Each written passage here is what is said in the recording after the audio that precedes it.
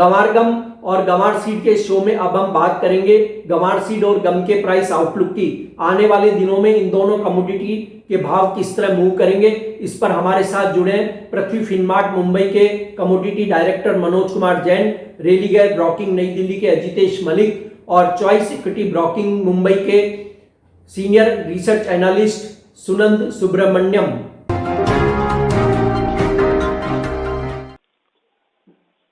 Manoj ji, Moltol YouTube channel में आपका स्वागत है। गंवार गम और गंवार सीड के प्राइस आउटलुक किस तरह देखते हैं आप आने वाले समय में, जबकि पिछले दिनों इनमें एक अच्छी बढ़त देखने को मिली है? नमस्कार कमल जी, बिल्कुल लगातार हम ग्वार सीड और ग्वार गम पर आपके माध्यम से अपडेट करते आए हैं और जैसा कि आउटलुक था कि यहाँ अच्छी बढ़त जो है देखने को मिलेगी। अगस्त महीने में हमने ग्वार सीड की कीमतों में लगभग 8.5% की बढ़त देखी, वहीं ग्वार गम की कीमतों में लगभग 9% की बढ़त जो है भारतीय बाजारों में आते हुए देखी है। जिस तरह से कच्चे तेल की कीमतें इंटरनेशनल मार्केट में $40 के ऊपर सस्टेन करती हुई दिखी और ब्रेंड की कीमतें एक बार फिर $45 के स्तर को पार करती हुई दिखी, उसके चलते यहाँ ग्वार सीड और ग्वार गम की कीमतों को सपोर्ट मिलता हुआ दिखा। दूसरा, यूएस में जो ऑयल रिग काउंट है उसमें भी अब ग्रेजुअली जो है बढ़त देखने को मिल रही है, तो कहीं न कहीं अब ये अंदेशा बनता हुआ दिख रहा है कि आने वाले समय में जो ग्वार गम की एक्सपोर्ट डिमांड है वो सुधरती हुई दिख सकती है। हालांकि अभी भी कोरोना वायरस को लेकर के जो ग्लोबल ऑयल का जो डिमांड है वो अभी भी कमजोर है और प्री कोविड लेवल पर नहीं आया है, लेकिन जिस तरह से जो ऑयल प्रोड्यूसिंग कंट्रीज है उनके स्टेटमेंट्स लगातार निकल कर आ रहे हैं कि आने वाले दिनों में कच्चे तेल की डिमांड में जो है वापस बढ़ोतरी देखने को मिलेगी और स्पेशली जो एशियन कॉन्टिनेंट है वहां पे जो है डिमांड बहुत जल्द जो है प्री कोविड लेवल पर पहुंच सकती है। तो उसके चलते इंटरनेशनल मार्केट में कच्चे तेल की कीमतें अब स्टेबिलिटी की ओर आती हुई दिख रही है और कहीं न कहीं $40 से $45 के रेंजेस में कंसोलिडेशन होता हुआ दिख रहा है। हमारा मानना है कि ग्वार सीड और ग्वार गम की कीमतों में भी एक अच्छी बढ़त जो है देखने को मिली है। कहीं न कहीं घरेलू जो फंडामेंटल्स है वो भी सपोर्टिव थे। जिस तरह से राजस्थान जो प्रोड्यूसिंग स्टेट है वहां पे सोइंग में लगभग 25 से 30% की गिरावट की खबरें निकल कर आई। फिर जो क्रॉप का जो सोइंग है वो भी डिले होता हुआ दिखा और कुछ प्रोड्यूसिंग जो एरिया है वहां पे रेनफॉल भी जो है कम मात्रा में देखने को मिला। तो काफी सारे डोमेस्टिक फंडामेंटल्स थे वो भी सपोर्टिव थे और हमने एक अच्छा प्राइस राइज जो है दोनों ही कमोडिटीज में अगस्त महीने में आता हुआ देखा है। मेरा मानना है कि ओवरऑल ट्रेंड अभी भी दोनों कमोडिटी का फर्म है, लेकिन एक अच्छी बढ़त के बाद सितंबर महीने में यहाँ एक प्राइस कंसोलिडेशन जो है दोनों ही कमोडिटीज में देखने को मिल सकता है। ग्वार सीड में मेरा मानना है कि 4000 से 4250 की एक कंसोलिडेशन रेंज जो है सितंबर महीने में देखने को मिल सकती है। वहीं अगर ग्वार गम की बात करें तो यहाँ भी 6450 से 6800 के रेंजेस में कीमतें जो है सितंबर महीने में कंसोलिडेट करती हुई दिख सकती है। ओवरऑल ट्रेंड अभी भी पॉजिटिव है और निचले स्तरों पर फिर एक बार जो है दोनों कमोडिटीज में खरीदारी देखने को मिलेगी। अजितेश जी, गंवार सीड और गंवार गम में पिछले दिनों एक बढ़त देखी गई, लेकिन बीच बीच में मुनाफा वसूली भी आई है। आगे किस तरह का व्यू देखते हैं कि इन दोनों कमोडिटीज के प्राइस लेवल क्या हो सकते हैं? देखिए, ग्वार सीड ग्वार गम अगर हम लोग पिछले 2019 साल का भी ले और फिर 2020 का फर्स्ट हाफ का अगर हम लोग देखते हैं तो मार्केट सेंटीमेंट वीक था और इसमें जैसे जो कुछ पहले का जो मुख्य कारण था कि चाइना की कुछ जो है चीपर वैरायटी इन लोगों ने प्रोड्यूस किया था, क्योंकि ग्वार गम एक्सपोर्ट होता है वो एज ए लुब्रिकेंट यूज होता है क्रूड ऑयल एक्सट्रैक्शन में। तो चाइना का कुछ चीपर वो था प्रोडक्ट था जिसकी वजह से ग्वार गम का डिमांड कम हो गया था। बीच में जब क्रूड ऑयल का रेट बहुत बढ़ भी गया था तब भी ग्वार की प्राइस हमने देखा था कम है। तो अब इस साल क्या हुआ था, इस साल अगर हम लोग पहले 6-7 महीने का देखते हैं उस टाइम भी ग्वार में भाव थोड़ा सा कम था। उसका मुख्य कारण यही था कि जो लॉकडाउन हुआ था कोविड की वजह से, उसमें डोमेस्टिक ट्रेडिंग और इंटरनेशनल ट्रेडिंग दोनों में बहुत जो है एडवर्सली अफेक्ट हुआ था। अगर डोमेस्टिक मार्केट की बात करते हैं तो डोमेस्टिक मार्केट की अगर हम लोग बात करते हैं तो मार्केट ज्यादातर बंद था तो उसमें क्या हुआ था कि जो है जो डिमांड था वो उतना बढ़ नहीं पाया था। ट्रेडिंग एक्टिविटी काफी कमजोर थी और उस वजह से हमने देखा कि जैसे अगर फरवरी से जून जुलाई तक देखते हैं तो कम वॉल्यूम पे मार्केट में कुछ करेक्शन आया था, लेकिन इससे फंडामेंटल्स का कोई मतलब रिलेशन नहीं था। ये कोविड की वजह से हुआ था। लेकिन जून जुलाई के बाद धीरे धीरे जैसे जैसे मंडियां ओपन हुआ, ट्रेडिंग एक्टिविटी बढ़ना शुरू हुआ, डोमेस्टिक डिमांड और एक्सपोर्ट डिमांड धीरे धीरे बढ़ना शुरू हुआ और उसके बाद जो है क्रूड ऑयल के भाव भी धीरे धीरे बढ़ने शुरू हो गए। तो ये सारे फैक्टर्स पॉजिटिव थे, एक सपोर्टिंग फैक्टर था। और अगर जैसे एक्सपोर्ट्स बढ़ता है उसके साथ साथ अगर डॉलर अगर रुपये के अगेंस्ट में अगर स्ट्रांग होता है तो ये एक्सपोर्टर्स के लिए और फायदेमंद होता है, एक्सपोर्ट और ज्यादा पिकअप होता है। तो ओवरऑल अभी अगर हम लोग सेंटीमेंट देखते हैं तो पिछले दो ढाई महीने से मार्केट में कुछ तेजी आई है और ओवरऑल सेंटीमेंट थोड़ा सा हमने जो है जैसे पिछले 3 महीने से मैं एक साथ ये भी बोल रहा हूँ कि इस बार मॉनसून बहुत खराब है। मॉनसून अगर हम लोग इस बार देखते हैं तो आधे से ज्यादा हिंदुस्तान में एक्सेस बारिश की वजह से फसल बर्बाद हो रही है। और ये 2 दिन पहले आप ही के यहाँ से रिपोर्ट हमने लिया था कि जो सोपा का आया था कि 10 से 12% करीब फसल जो है मध्य प्रदेश में खराब हुई है। ये मेरे ख्याल से शुरुआत है, अभी भी बारिश बहुत ज्यादा होता है सदर्न स्टेट, सेंट्रल स्टेट जहाँ पे भी हो या ईस्टर्न रीजन में। और जहाँ तक ग्वार का सवाल है, नॉर्थ वेस्ट इंडिया में अभी भी करीब 10-12% या उससे ज्यादा ही शायद अभी भी मानसून डेफिसिट है एज पर IMD। तो अगर मानसून कम होता है तो जो है बिजाई में और उसका ग्रोथ में दोनों में इफेक्ट होता है। और ये एक बहुत बहुत स्ट्रांग सेंटीमेंट होता है क्योंकि ग्वार का जो मूवमेंट होता है, प्राइस मूवमेंट, वो बारिश से बहुत ज्यादा इम्पैक्ट होता है। स्पेशली अभी जो अगले मतलब अभी जैसे जून से लेके 3-4 महीने जब तक इसकी हार्वेस्टिंग कंप्लीट नहीं हो जाती है, तो मेरे ख्याल से अगर बारिश कमजोर रहती है राजस्थान में स्पेशली, मार्केट का भाव और बढ़ेगा। क्रूड ऑयल अभी अगर धीरे धीरे तेज होता है तो ये एक सपोर्टिंग फैक्टर है। डॉलर अगर स्ट्रांग होता है ये भी एक सपोर्टिंग फैक्टर है। और मुख्य कारण मैं यही बोलूंगा कि ओवरऑल मार्केट सेंटीमेंट जो है अभी धीरे धीरे पॉजिटिव हो रहा है क्योंकि मंडियां खुल रही हैं, एक्सपोर्ट सारा पिकअप हो रहा है और आने वाले दिनों में मुझे लगता नहीं है कि मंडियां फिर से बंद होगी। तो और बहुत इंपॉर्टेंट है कि भाव बहुत कम है, लो लेवल पे अभी भी चल रहा है।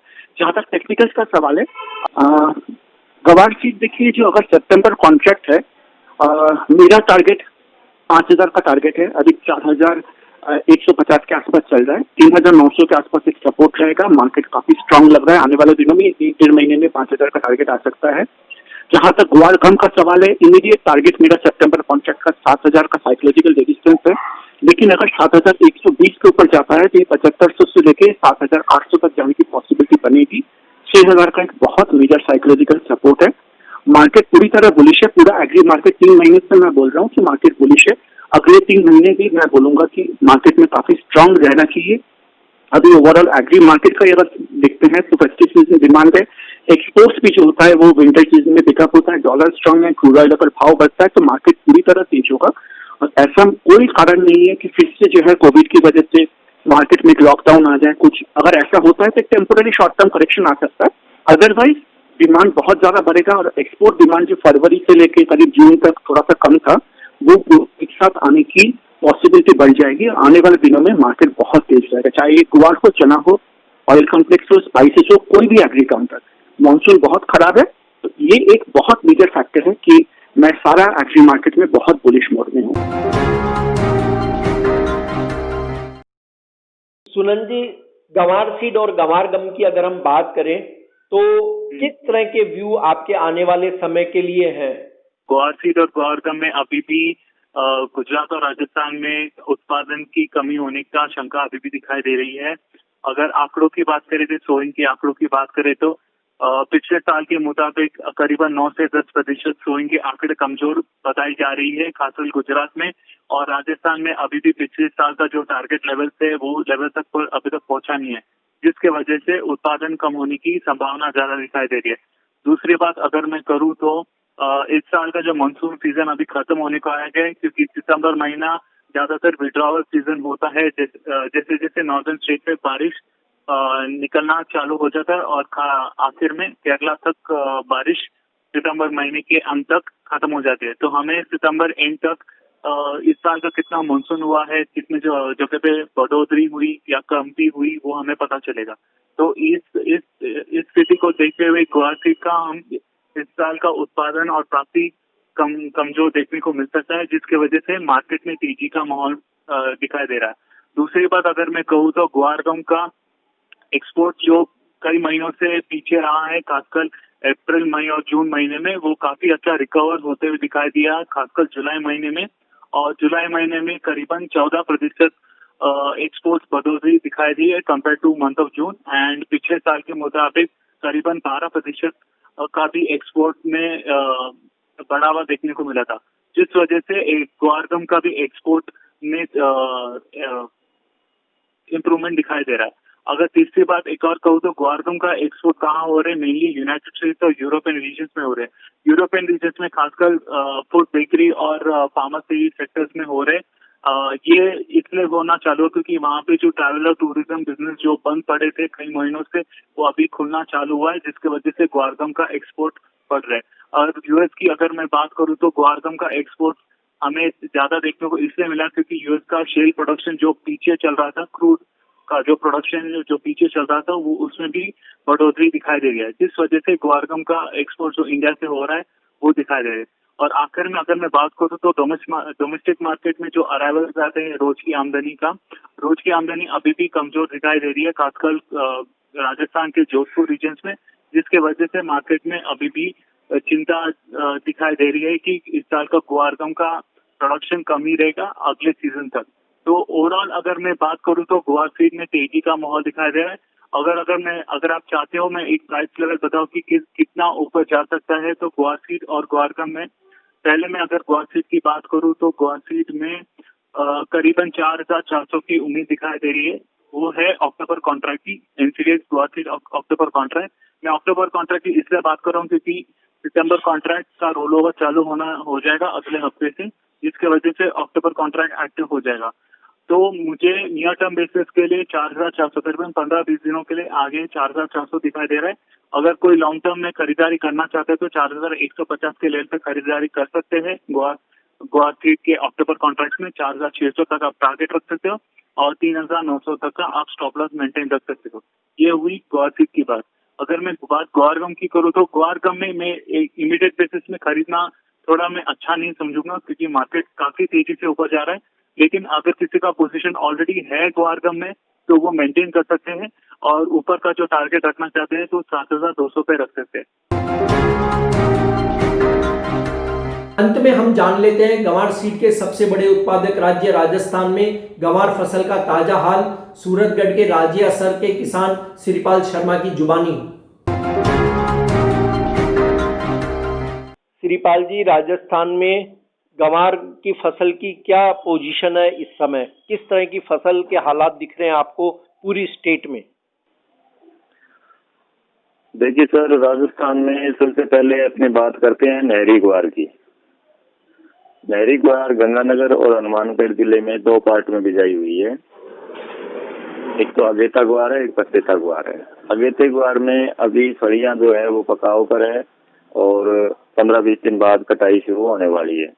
पत्तेते ग्वार में अभी तक फलियां नहीं बन पाई है, लेकिन पत्तेते ग्वार को अगेते ग्वार को पानी की सख्त आवश्यकता है।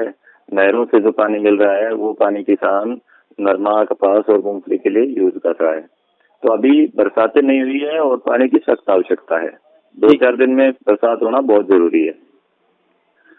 अब बात कर लेते हैं बारानी बेल्ट की। तो बारानी बेल्ट में ग्वार के बारे में अगर हम बात करें तो जयपुर पट्टी से लेकर के शेखावाटी, चूरू और ये सरदार शहर, रतनगढ़ और भादरा का जो बेल्ट है, यहाँ पे बिजाई जितनी हुई है, जो भी हुई है, कितनी हुई है, इसके बारे में हम पहले भी चर्चा कर चुके हैं, क्योंकि ऑल ओवर राजस्थान में बिजाई पिछले साल से कम है।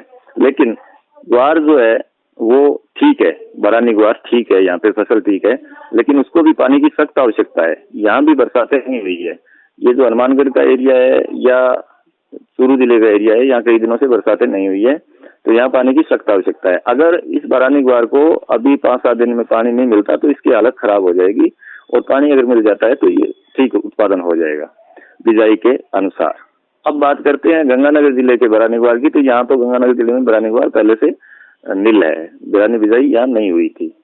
और जैसलमेर, बाड़मेर और बीकानेर का जो बरानी एरिया है, यहाँ पे टुकड़ों में कहीं कहीं बरानी बिजाई हुई है, लेकिन इस बार बिजाई बहुत कमजोर है और बहुत लेट है। तो बरसात की आवश्यकता हर जगह है। एकदाया बरसात कहीं नहीं हुई है पश्चिमी राजस्थान में, उत्तर पश्चिमी राजस्थान में, और सब जगह पानी की आज के दिन आवश्यकता है। तो ये टोटल जो बारानी एरिया की फसल है उसको कितनी बार पानी की जरूरत है? एक बार, 2 बार या अधिक? सर ये बात तो हम बिजाई के हिसाब से तय कर पाते हैं। फिर भी अगर हम मानते हैं कि जुलाई महीने में अगर बरानी ग्वार की बिजाई होती है, जुलाई सेकंड वीक से लेकर के और जुलाई लास्ट तक तो ग्वार की बिजाई होती है, उस ग्वार को कम से कम 4 पानी की आवश्यकता रहती है। सामान्य पकाव के लिए 4 पानी की आवश्यकता रहती है।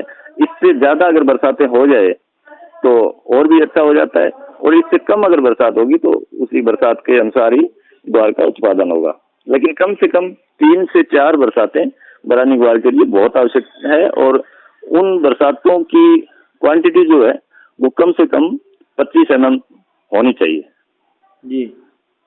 5-7 mm की बरसात 2-3 बरसातों से कुछ नहीं काम चलता। कम से कम 25 mm की 3 से 4 बरसात होना बहुत जरूरी है बरानी के लिए। नहीं, अभी आपने कहा कि 5-7 दिनों में बारिश होना आवश्यक है, तो एक बार होना अब जरूरी है या 2 बार पानी लगेगा फसलों को? नहरी ग्वार के लिए 1 पानी की आवश्यकता है। सूरू बेल्ट का जो ग्वार है उसको कम से कम 2 पानी की आवश्यकता है। बरानी जो ग्वार है उसको 2 पानी की आवश्यकता है। और इधर जो टुकड़ों में कहीं कोई बिजाई ग्वार की अगर बरानी हुई है और कहीं टुकड़ों में कोई छोटा मोटा ग्वार खड़ा है, जैसलमेर, बाड़मेर, बीकानेर में, तो वहां कम से कम 2 बारिशों की आवश्यकता और रहेगी।